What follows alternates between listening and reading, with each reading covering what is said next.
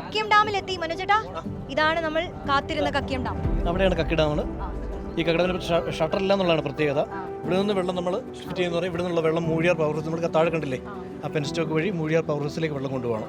അതായത് ഇവിടെ കാണുന്നുണ്ട്, ഇവിടെ നിന്നാണ് പെൻസ്റ്റോക്ക് ആരംഭിക്കുന്നത്. കക്കിയം ഡാമാണ് നമ്മൾ ഈ കണ്ടുകൊണ്ടിരിക്കുന്നത്. ഡാമിലേക്ക് കയറാം അല്ലേ?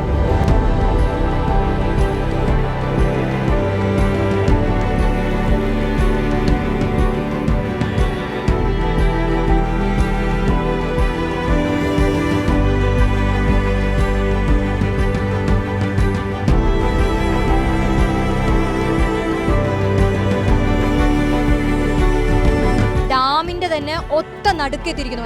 അതെ അതെ അതെ. ഇതിന്റെ ഏറ്റവും മനോഹരത ഇതിൽ ഇടവശത്ത് കാണുന്ന ഈ ദൂരക്കാഴ്ച തന്നെയാണ്. പ്രകൃതി ഏറ്റവും ഭംഗിയായിട്ട് കാണാൻ കഴിയുന്ന സ്ഥലമാണ് ഇവിടം. രണ്ട് സൈഡിലും അത്രയും മനോഹരമായ ആ കുന്നുകൾക്ക് വിടവിലൂടെയുള്ള സ്ഥലത്ത് നമുക്ക് ദൂരെ കാണുന്നതാണ് പൊന്നമ്പലമേട്. അവിടെ മകരജ്യോതി തെളിയുന്ന സ്ഥലമാണ്. ഇവിടെ നിന്ന് വളരെ ഭംഗിയായി ദർശിക്കാൻ കഴിയും. മനോജേട്ടൻ പറഞ്ഞ പോലെ ഒരുപാട് പ്രത്യേകതകളില്ല, ഷട്ടറുകളൊന്നും ഇല്ലാത്ത കക്കി ഡാമിന് മുകളിലൂടെയാണ് നമ്മൾ ഈ ആനവണ്ടിയിൽ പോയിക്കൊണ്ടിരിക്കുന്നത്. ഒരു ഡാമിന് മുകളിലൂടെ തന്നെ വണ്ടി പോകുക എന്ന് പറയുന്നതിന് അപൂർവമായൊരു കാഴ്ചയാണ്. അപ്പോൾ ആ കാഴ്ച കണ്ട് എല്ലാവരും ആസ്വദിച്ചാണ് നമ്മളിതേ ഗവിയിലേക്ക് പോയിക്കൊണ്ടിരിക്കുന്നത്.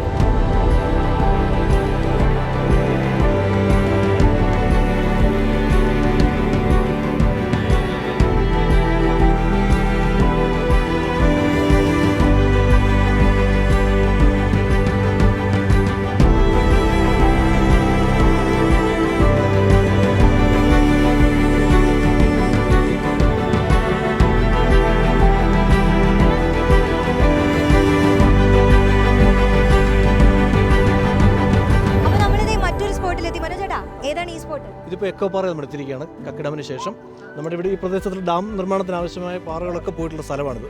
ഏറ്റവും വലിയ പ്രത്യേകത നമ്മൾ ഉണ്ടാക്കുന്ന ശബ്ദം തിരിച്ച് പ്രത്യക്ഷനായിട്ട് നമുക്ക് കേൾക്കാൻ കഴിയുന്നുള്ളതാണ്.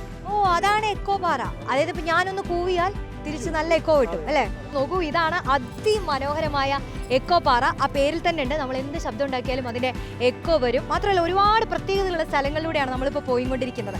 ഈ എക്കോ പാറയുടെ പ്രത്യേകത എന്താണെന്ന് വെച്ചാൽ ഇവിടെ നിന്നുള്ള പാറയും മറ്റും എടുത്താണ് ഡാമുകളുടെ നിർമ്മാണം നടത്തുന്നത്. അപ്പോൾ നമ്മൾ ഈ സ്പോട്ടിലൂടെ ഇങ്ങനെ പോകുമ്പോൾ തന്നെ ഇവിടെ നമ്മുടെ വണ്ടി നിർത്തി ആളുകളെല്ലാം ഇറങ്ങി ഈ സ്പോട്ടൊക്കെ കണ്ട് ആസ്വദിച്ച് ഗൈസ് നമുക്ക് പോണ്ടേ.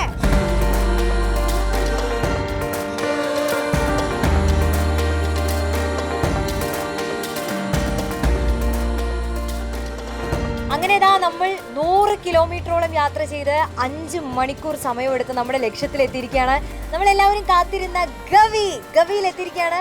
നമ്മുടെ മനോജേട്ടനും നമ്മുടെ പ്രിയപ്പെട്ട സനോഷ് ഏട്ടനും കൂടിയാണ് നമ്മുടെ ഈ യാത്ര സാധ്യമാക്കിയത്.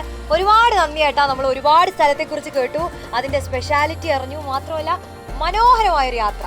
ഒരുപാട് നന്ദി. വീണ്ടും കാണാം. ഓരോ പുതിയ യാത്രക്കാരെയും തേടി ഇവരിങ്ങനെ ഇവരുടെ യാത്ര മുന്നോട്ട് പോയിക്കൊണ്ടിരിക്കും. അപ്പൊ നമ്മളിതാ നമ്മുടെ ഈ സ്പോട്ടിൽ ഇറങ്ങാൻ പോവാണ്.